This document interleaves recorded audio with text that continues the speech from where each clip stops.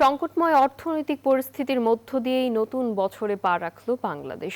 অমানিসার অন্ধকার কাটিয়ে নতুন বছরে দেশের অর্থনীতি ঘুরে দাঁড়াবে এমন প্রত্যাশা থাকলেও তা পূরণ হওয়া নিয়ে সংশয় আছে সাধারণ মানুষের মনে। তাদের আশা, নতুন বছরে মূল্যস্ফীতি নিয়ন্ত্রণ এবং নতুন কর্মসংস্থান তৈরি করবে সরকার। আর ব্যবসায়ী ও অর্থনীতিবিদরা বলছেন, দুর্বল অর্থনৈতিক প্রবৃদ্ধি সহ অর্থনীতির নানামুখী ঝুঁকি মোকাবেলা করা কঠিন। তবে নির্বাচিত সরকার আসলে তা অনেকটাই কাটিয়ে ওঠা সম্ভব হবে। বিস্তারিত জানাচ্ছেন রিয়াজ সুমন।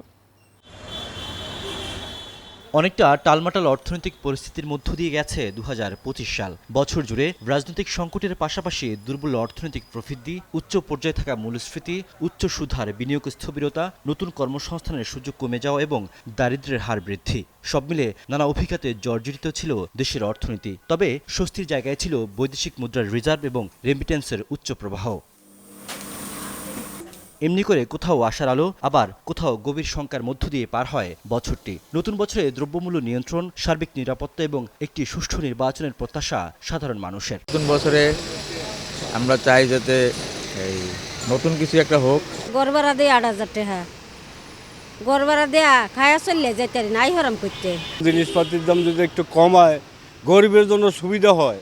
আমরা আশাবাদী একটি সুষ্ঠু নির্বাচনের মাধ্যমে একটি সুন্দর সরকার গঠন হবে এবং আমাদের যে রাজনৈতিক অস্থিরতা কমবে। ব্যবসায়ীদের জন্য বছরটা ছিল সবচেয়ে কঠিন। অন্তর্বর্তী সরকারের সাথে দূরত্ব আর আস্থাহীনতায় কেটেছে গত ১.৫ বছর। অর্থনীতির গতি ফেরাতে তাই রাজনৈতিক সরকারের অপেক্ষায় তারা। এই মুহূর্তে আমরা এক কঠিন সময় অতিক্রম করছি। বিশেষ করে ব্যবসা, শিল্প, বাণিজ্য, অর্থনীতিতে নির্বাচিত যে নতুন রাজনৈতিক সরকার আসবে, সেই সরকারের কাছেই আসলে আমাদের প্রত্যাশা। কারণ বর্তমান যে ইন্টারিম গভর্নমেন্ট, এই গভর্নমেন্টের সাথে গত ১-১.৫ বছরে আমরা তেমন কোনো কিছু আলাপ আলোচনার মাধ্যমে কিছু আনতে পারিনি তেমন। হ্যাঁ, কিছু কিছু জায়গায় হয়েছে, বাট মেজর যে জায়গা, বড় আকারে যে জায়গাগুলি হওয়া উচিত ছিল সেইগুলি হয়নি। অর্থনীতিবিদরাও বলছেন, দুর্বল অর্থনৈতিক প্রবৃদ্ধি এবং স্থবিরতা কাটাতে প্রয়োজন নির্বাচিত সরকার। একই সঙ্গে অন্তর্বর্তী সরকারের সংস্কার উদ্যোগগুলোর ধারাবাহিকতা রাখতে হবে নতুন সরকারকে।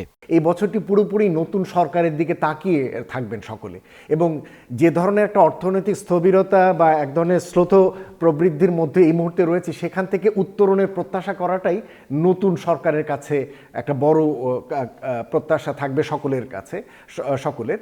এবং সেই জায়গাটার ক্ষেত্রে গুরুত্বপূর্ণ হলো যে ধরনের ইতিবাচক সংস্কার কার্যক্রমগুলো অন্তর্বর্তী সরকার নিয়েছেন, সেগুলো যাতে অব্যাহত থাকে।